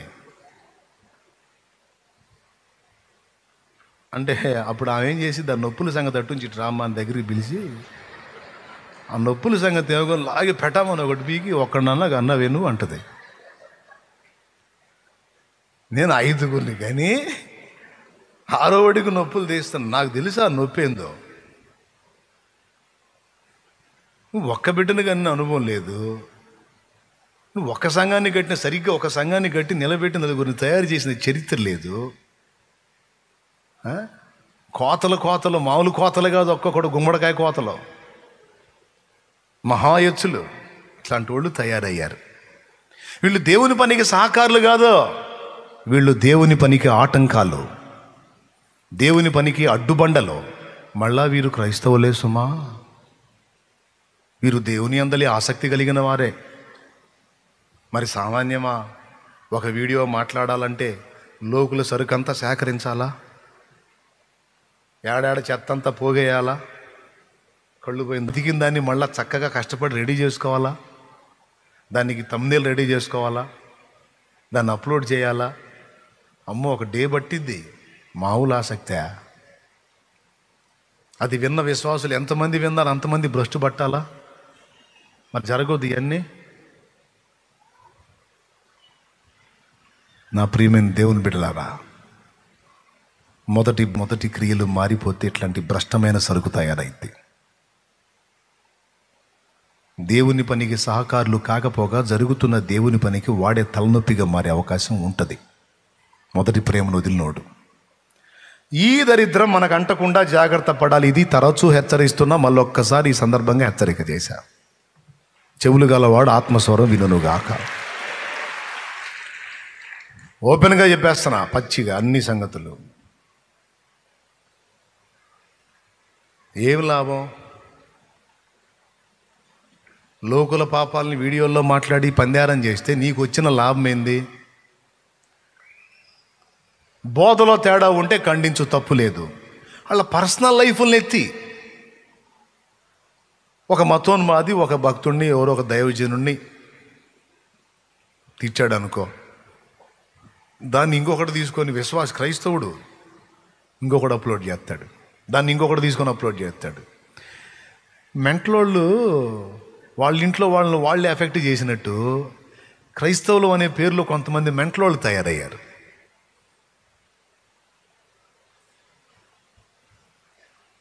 ప్రియులారా, ఎందుకు ఇట్లా అయిపోయారు అంటే మొదటి ప్రేమను వదిలిపెట్టి వారి దీపస్తంభమే ఉనికి కోల్పోయే పరిస్థితికి వెళ్ళిపోయారు. మనం వెళ్ళకూడదు. మొదటి క్రియలను మనం విస్మరించకూడదు. ఆ మొదటి ప్రేమ, మొదటి క్రియలు మనం కొనసాగించాలంటే మనము దేవుని సంగతులను మరచిపోకూడదు, జ్ఞాపకం చేసుకోవాలి. ఎప్పుడూ అదొక పని పెట్టుకోవాలంతే. అది అలాంటి పని పెట్టుకోవాలి. నీ గతకాలపు అనుభవాలను నీ గుర్తు చేసే వ్యక్తులు నీ చుట్టూ ఉండాలి. ఆ సంగతులు నువ్వు వాళ్ళతో సంభాషించాలి, వాళ్ళు నీతో సంభాషించాలి. దేవుడు మన ఎడల చేసిన కార్యాలను మనం డిస్కషన్ చేసుకున్నప్పుడు మనకేం కలిగిద్ది? మనసులో దేవాసక్తి కలిగిద్ది. వెంటనే దేవునికి విధేయత చూపాలనిపించిద్ది, దేవుని పాదాలు పట్టుకొని కృతజ్ఞతలు చెప్పాలనిపించిద్ది, వెంటనే ఏకాంతంగా ఆయన నాకైతే అట్ట అనిపించిద్ది. మరి మీకు ఎట్ట అనిపించిద్దో మీరే చెప్పాలి. మీకు అంతే అనిపించిద్దా? దేవుని కార్యాలు తలపోసుకున్నప్పుడు వెంటనే ఏమందలే అని వెళ్ళిపోవాలనిపించిద్దా?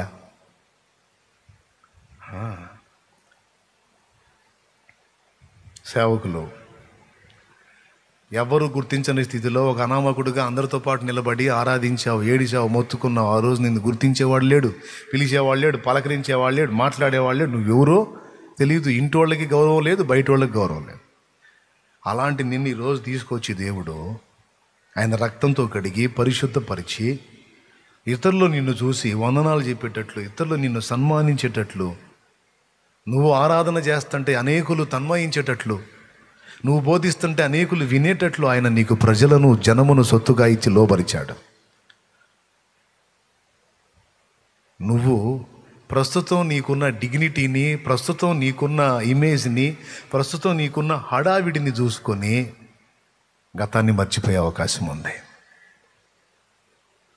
దైవ నాయకత్వాన్ని మర్చిపోయే అవకాశం ఉంది, ఆత్మీయ నాయకత్వాన్ని కూడా మర్చిపోయే అవకాశం ఉంది.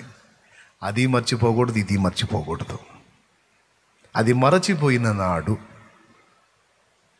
నీ భక్తి, నీ సేవ ప్లాస్టిక్ పూల్లాగా అయిపోయింది. దేవుని తాజాదనం, పరిమళం, కోమలత్వం, నిర్మలత్వం ఉండవు.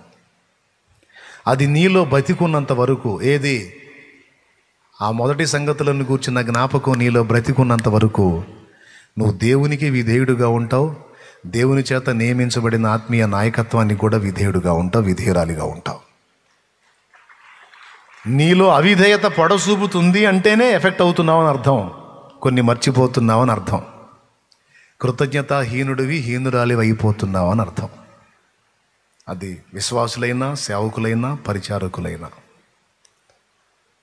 అర్థమైందా నాయలారా? ముగింపు మర్చిపోకూడదు. అవి జ్ఞాపకంలో ఉన్నంత వరకు నీకు వినయం ఉంటుంది, ప్రేమ ఉంటుంది, సాటి మనిషిని అర్థం చేసుకోవటం ఉంటుంది, క్షమాగుణం ఉంటుంది, సేవ చేయాలన్న తృష్ణ ఉంటుంది, దేవునికి సమీపంగా వెళ్ళాలన్న ఆసక్తి ఉంటుంది. నేనైతే మర్చిపోతానేమో అని పాట కూడా రాసి గుర్తుపెట్టుకున్నాను. నేను ఎప్పుడు నేను అదే చెప్పుకుంటా. నేనే దావీదు కూడా పాపం అదే చెప్పుకున్నాడు. దెబ్బతిన్న తర్వాత బిడ్డ ఆయన కూడా అదే పాడుకున్నాడు. నా ప్రాణమా యెహోవాను సన్నుతించుము, నా అంతరంగమునున్న సమస్తమైన పరిశుద్ధ నామమును సన్నుతించుము, నా ప్రాణమా యెహోవాను సన్నుతించుము, ఆయన చేసిన ఉపకారాల్లో దేనిని మరువకు. మర్చిపోతే ఏమైంది దావీదు? ఏమైద్దా? బత్షెబాలు వస్తారు. స్తోత్రం. ఏమైంది? బత్షెబాలు వస్తారు. బత్షెబాలు వచ్చి మనల్ని బావిలో దించుతారు. వద్దు. బత్షెబాలు రాకుండా ఉండాలంటే మన మనోనేత్రాల ఎదుట రక్షకుడు ఎప్పుడు నిలిచి ఉండాలి. ఎవరు లేని నిశీధిలోనా యేసు ప్రేమ కలయికను ఏనాటికి మారిపోని క్రీస్తుని మమకారమును గుర్తు చేసుకో మనస. నువ్వెంత బలహీనుడివో నీకు అప్పుడు గుర్తుంటుంది. నువ్వెంత అయోగ్యుడివో, నువ్వెంత అనర్హుడవో నిన్ను తీసుకొచ్చి ఎక్కడ పెట్టాడో. నువ్వెంత పాపివో ఆ జీవితాన్ని ఎంతగా మార్చాడో, ఎక్కడ నీకు స్థానం ఇచ్చాడో, ఆయన గుండెల్లో స్థానం ఇచ్చి ఏ అంతస్తుకి నిన్ను చేర్చాడో గుర్తు చేసుకో. ఒకవేళ ఇప్పుడే దేవుని దగ్గరికి వచ్చిన వాళ్ళు, క్రొత్తగా వచ్చిన వాళ్ళు ఎవరైనా ఉంటే తప్పకుండా దేవుడు మిమ్మల్ని కనికరిస్తాడు, విడిపిస్తాడు, మీ ఎడల గొప్ప కార్యాలు చేస్తాడు. డౌట్ లేదు. చేస్తాడు చేస్తాడు చేస్తాడు చేస్తాడు చేస్తాడు చేస్తాడు చేస్తాడు. ఓపిక లేదు కాబట్టి 6-7 సార్లు చెప్పా. ఓపిక ఉంటే 1000 సార్లు అని చెబుతా. ఆల్రెడీ చేసేసాడు, ప్రాణమే పెట్టేశాడు. ఇంకేం కావాలా? ప్రాణం పెట్టినోడికి ఇంకా మిగిలిన డీల్ చేయటం చేత కదేంది? చచ్చిపోయాడు సార్ నీకోసం. అంత పిచ్చి నువ్వంటే, అంత ప్రేమించాడు నిన్ను. ప్రాణమే పెట్టినోడు నీకు సమస్తం ఎవడా? ఇస్తాడు ఇస్తాడు ఇస్తాడు. చెప్పండి, డౌట్ లేదు. అయితే షరతు, మర్చిపోవద్దు. సింపుల్ మెసేజ్ అయిపోయింది. గుర్తు చేసుకో, దానికి టైం కేటాయించు. నువ్వెవరివి? ఎప్పటికీ దేవుని ముందుకు పోయినప్పుడు నేను ఒక అనామకుడినే, నే పాటివాడినే. ఏదో ఆయన అందరం ఎక్కిచ్చాడు కానీ ఇప్పుడు సిగ్గులేదు నీకు? రాజువై ఉండి హీనుడు ఒకడు ఎగిరినట్టు ఎగురుతావా?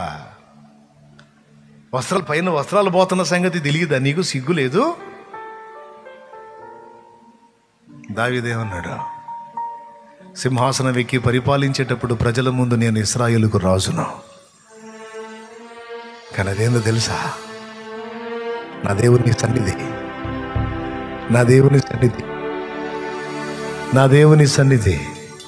నా దేవుని మందసం, నా దేవుని సన్నిధిలో నేను ఎప్పటికీ దాసుండే.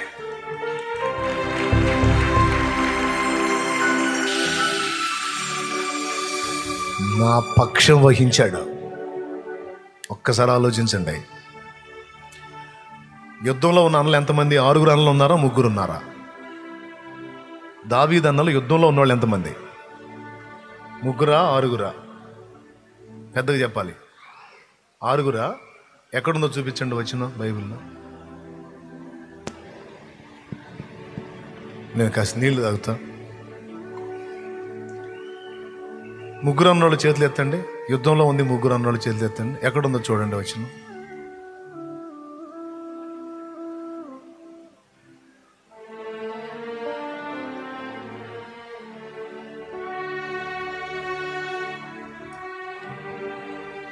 మొదటి సమూయేలు 16వ అధ్యాయం 13వ వచనం చూడండి.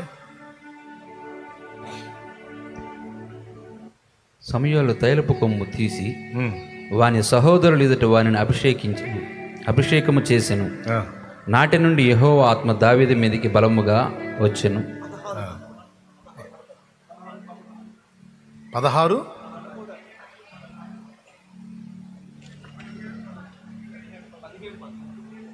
17 13 అంట చూడండి. ఇక్కడేమో అభిషేకం చదివాడు. అయితే యెష్షయి యొక్క 3 పెద్ద కుమారులు యుద్ధమునకు సౌలు వెంటను పోయి ఉండిరి. చాలు, వాళ్ళ పేర్లు కూడా. జ్యేష్ఠుడు ఏలియాబు, 2వ వాడు అబీనాదాబు, 3వ వాడు షమా. ఏమండి 6 పేరు అన్నారు ఇందాక. ఎవరు అంటే మిగిలిన 3 వీళ్ళు రహస్యంగా పంపించారేమో. స్తోత్రం. ఓకేనా? 3 ఏడికి వెళ్ళారు? యుద్ధానికి పోయారు. 3 యుద్ధానికి పోతే 3 ఎక్కడ ఉండాలి? ఇంటికాడ ఉండాలి. దావీదు ఏమన్నా పని పాట లేకుండా ఉన్నాడా? గొర్రెలు కాస్తున్నాడు. 3 యుద్ధానికి పోతే, ఒకడు గొర్రెలకు పోతే 3 ఖాళీ ఉన్నారు. యెష్షయి ఆ 3లో ఒకడిని పంపించవచ్చుగా, ఆహార పదార్థాలు ఇచ్చి. ఎప్పుడన్నా ఆలోచించారా? యెష్షయి ఆ ఉన్న 3లో, రే 4వ వాడా, 5వ వాడా, లేదా 6వ వాడా, నువ్వురా అన్నవాళ్ళని పలకరించి ఆ యుద్ధం ఎట్ట జరుగుతుందో తెలుసుకొని ఆ ఆహారం ఇచ్చిరా అని చెప్పాలి. దావీదుని ఎందుకు పంపాడు? అసలు యెష్షయికి ఆ మనసు ఎలా కలిగింది? దావీదుని అడిగితే ఏం చెబుతాడు? నన్ను హెచ్చించాలనుకున్నాడు నా దేవుడు.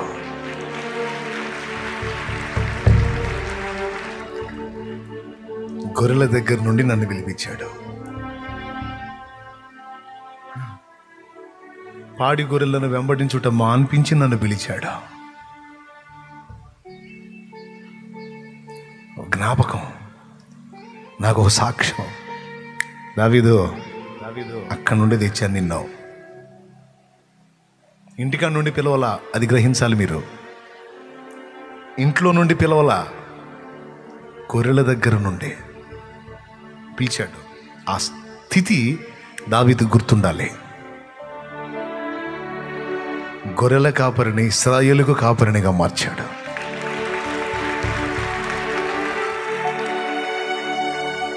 నాలుగో అన్నను పంపొచ్చు, 5వ అన్నను పంపొచ్చు, 6వ అన్నను పంపొచ్చు, మొత్తాన్ని నా పడేసి నన్ను దించాడు లైన్లోకి. అది కూడా ఏ టయానికి పంపించాడు? కరెక్ట్గా గొల్లియాతో వచ్చే టయానికి పంపించాడు. ఒకవేళ వాడి మాటలు వినకపోతే నేను యుద్ధానికి పోకపోతునేమో, వాడి మాటలు నా చెవిని పడేటట్టు చేశాడు. వాడిని గెలిచేదానికి నాకు ధైర్యం ఇచ్చాడు. నేను విసిరిన రాయిని తన వశంలోకి తీసుకొని వాడు నుదుటినది వచ్చేటట్టు చేశాడు. వాడు కూలేటట్టు చేశాడు.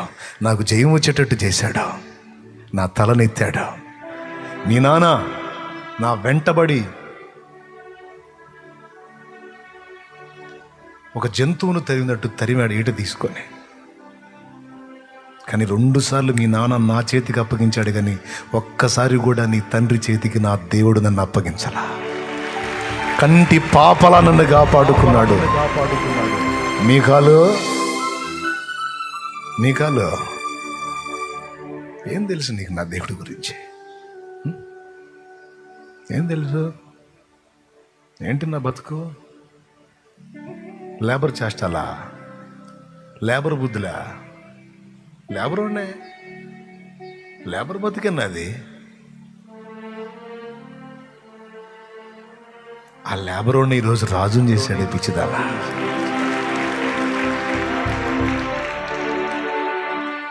నిలబెట్టాడు నన్ను, నా తల ఎత్తాడు. ఆయనకి ఎప్పటికీ దాసుడు నేను. ఆయన కార్యాలు మర్చిపోయాను. ఆ కృతజ్ఞత గుర్తున్నంత వరకు దావీదు పరిస్థితి అది. మైమరచిపోయాడు, పొలకించిపోయాడు, దినమునకు 7 మార్లు స్తుతించాడు. అనుభవాలు అట్లుంది. ఇలాంటి మనిషి ఆ జ్ఞాపకాలు ఎప్పుడైతే కోల్పోయాడో పాపంలో పడ్డాడు. దెబ్బతిని గాయాలై గందరగోళం అయిపోయి తిరిగి తిప్పుకొని దేవుని పాదాలు పట్టుకొని ఏడ్చి మొత్తుకొని మొర్రపెట్టి తిరిగి ఆ మెట్టు అందుకొని ఇక తన ప్రాణానికి చెప్పుకుంటున్నాడు, నా ప్రాణమా యెహోవాను సన్నతించు, నా అంతరంగంలో ఉన్న సమస్తం ఆయన పరిశుద్ధ నామాన్ని సన్నతించు, నా ప్రాణమా యెహోవాను సన్నతించు. ఆయన చేసిన ఉపకారాల్లో దేన్ని మర్చిపోవద్దు, ఒక్కటి కూడా మర్చిపోవద్దు.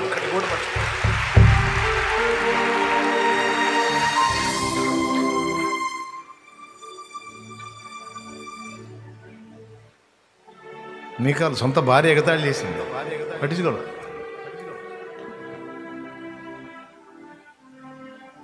సంతోషించాడు, ఒక్క మాట తిట్టలా, ఒక మాట అనలా. ఎంత ధైర్యం! ఈ దుర్మార్గాలు బంధించండి అనలా. నన్ను ఎగతాళి చేసింది దూర్తురాలు బంధించండి అల్లా నవ్వుకుని వెళ్ళాడు. చెప్పుకున్నాడు, నీ తండ్రి చేతిలో నుండి రాజ్యంలో లాగి నా వశం చేశాడు నా దేవుడని. ప్రియులారా, ఇది ఎంతో కీలకమైన విషయం. నిజంగా దేవునికి ఇష్టరాలుగా నువ్వు ఉండి దేవునితో అనుబంధాన్ని స్థిరముగా నువ్వు కొనసాగించాలి అంటే ఇది ప్రాముఖ్యం. మీకు అర్థమైతే నేను ముగిస్తా. అర్థమైందంటే చేతులు ఎత్తండి. ఈ మనసు కలిగి నువ్వు ఉండు, ఎల్లప్పుడూ దీనుడుగానే ఉంటావు, గర్విష్ఠివి కావు.